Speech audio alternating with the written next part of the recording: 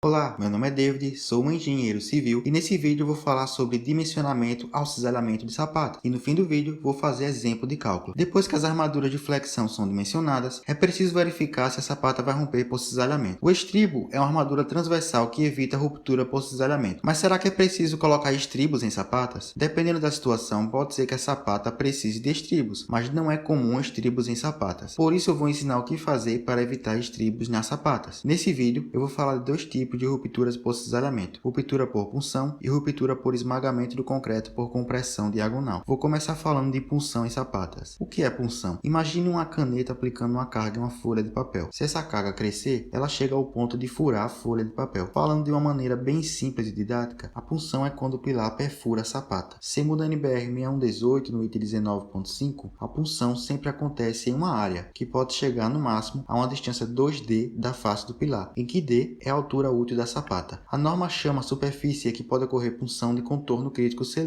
e a punção deve ser verificada nessa superfície. Agora imagine uma caneta aplicando uma carga em um livro de 1000 páginas. Mesmo que essa carga cresça, não será capaz de atravessar o livro, porque o livro possui uma rigidez muito elevada. Isso quer dizer que não é possível ocorrer punção em sapatas rígidas, mas pode ocorrer em sapatas flexíveis. Segundo a NBR 6118 no item 22.6.2.2b, as sapatas rígidas ficam inteiramente dentro do cone hipotético de punção, não havendo, portanto, possibilidade física de punção. Ou seja, a área que ocorre punção tem formato de cone e, no caso das sapatas rígidas, esse cone passa do lado de fora da sapata, não havendo possibilidade de ruptura por punção. E como já foi mostrado, em sapatas flexíveis, esse cone passa dentro da sapata, havendo possibilidade de ruptura por punção. Mas qual a diferença entre sapatas rígidas e flexíveis? A NBR 6118, no item 22.6.1, diz que a diferença entre uma sapata rígida e flexível é a altura. Se a altura da sapata for maior ou igual a A menos AP sobre 3, a sapata é rígida. Se for menor que A menos AP sobre 3, a sapata é flexível. Exemplo: imagine uma sapata com altura igual a 60 cm. Nesse lado que você está vendo, a sapata tem a dimensão de 200 cm e o pilar tem a dimensão de 50 cm.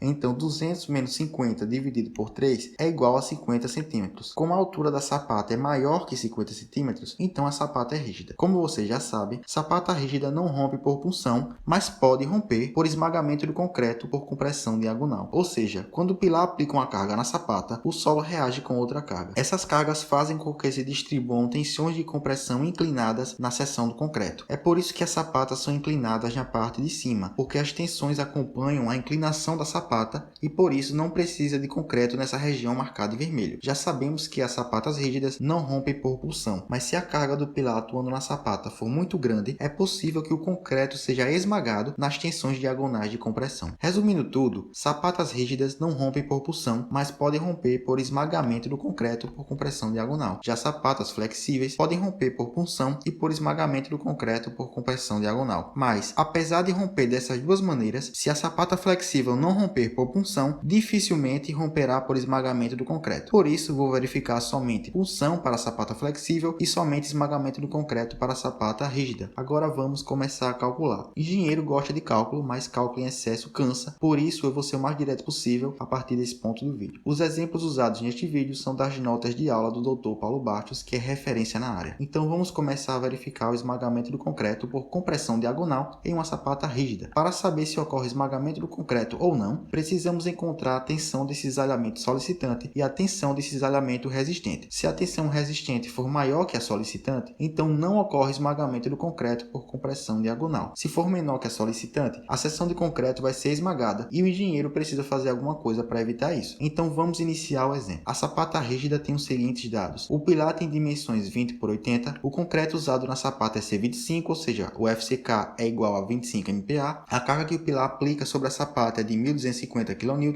e a altura útil da sapata é 65 cm. A verificação do esmagamento do concreto deve ser feita segundo o item 19.5.3.1 da NBR 6118, que é o mesmo conceito usado para lajes. Primeiro temos que calcular o perímetro do pilar. Então, U, que é o perímetro do pilar, é igual a 20 mais 20 mais 80 mais 80, ou simplesmente 2 vezes 20 mais 80, que vai dar igual a 200 cm.